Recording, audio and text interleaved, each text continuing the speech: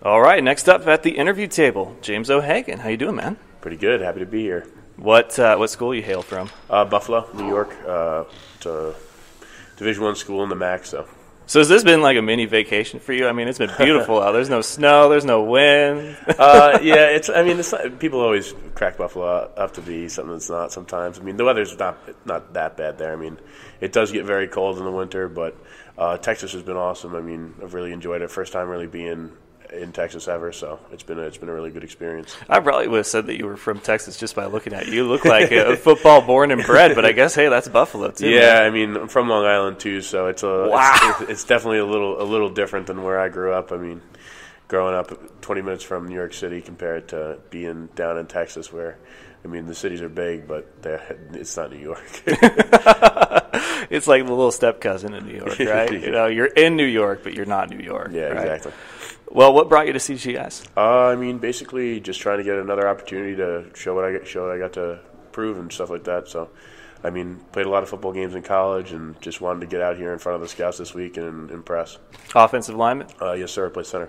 Center? Oh, yep. Man. So you are probably the most thankless job next to a kicker.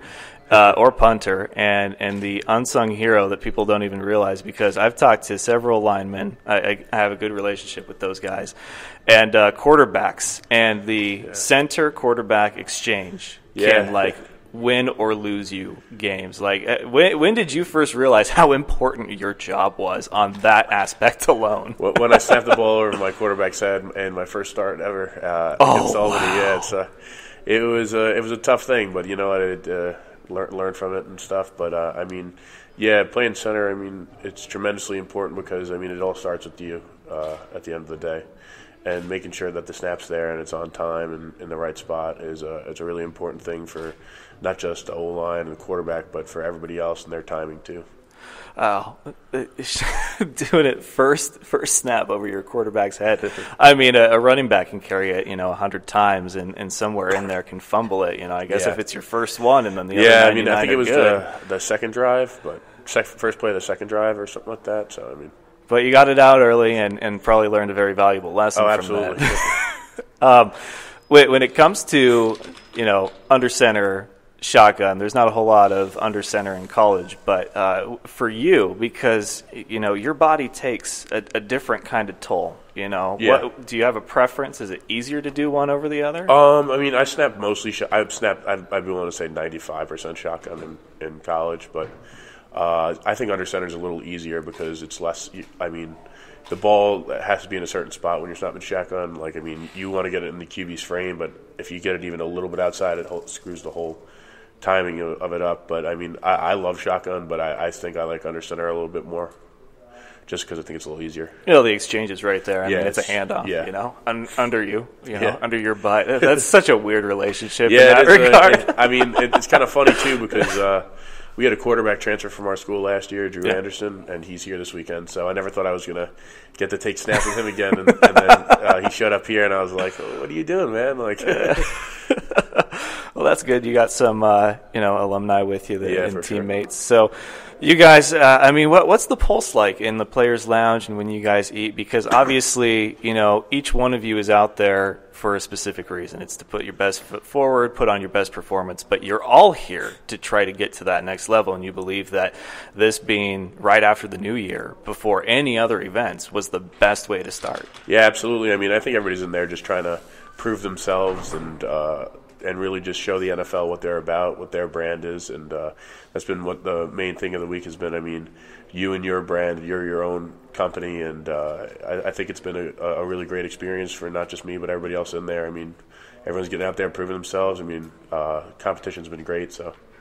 So when it comes to alignment, obviously, quarterbacks, running backs, wide receivers, even DBs and corners can get, kind of the glamour job because they're the big playmakers. But, that quarterback doesn't have time to throw if it's not for you guys. And that running back doesn't have a lane if it's not for you guys. But what's the conversations you have with scouts and the interviews with the scouts as well, like for alignment? Is it any different, or I feel like for O-linemen, we have less stats and stuff like that. So a lot of the time, the scouts pay a lot of attention to your film, and a major thing for a lineman is their character. Because I think that O-line on its own is probably filled with the most high character guys there is, because we take care of the dirty work and don't always get the credit that maybe we deserve. But I think that's basically the biggest thing for me, is just like they look at your character a little bit more, I think, for sure. Well, obviously you guys aren't going to be divas out there, diva linemen. I've never heard of that one before. But I will say I have a tremendous amount of respect for linemen. I know several, centers especially, but one of my favorite, I'm a Niners fan, Joe Staley. He's one of the best in the business. And you mentioned something that I think I completely understand where you're coming from as to why they would look for that, because, you guys are the bouncers. You're the protectors. You're fighting in the trenches. And there was a game against Green Bay, several years back, where Staley and Clay Matthews just about went at it because he shoved the quarterback out of bounds, hit him when he was out of bounds. And then Staley came up, shoved Clay Matthews, don't hit my quarterback. That's you guys. You're the protectors. Yeah, absolutely. Anytime somebody hits my quarterback after the play, there's going to be a fight or an absolute scuffle. Those are your guys, and you got to protect them. You can't let people be walking all over your family like that, for sure. Well, yeah, quarterbacks. Your football is family, but quarterbacks probably got to be one of the, Yeah, for sure. You got to protect those guys at all costs, and if somebody does something to them that you don't like, then let's get it on. You get thank yous from your quarterbacks? Yeah, my quarterback in college was my roommate, so. He's really, really tight friends with him and stuff. So, having the relationship with them it's always different because, like you said, the relationship is a little bit weird, obviously. But, having a great relationship with them is so important, I think.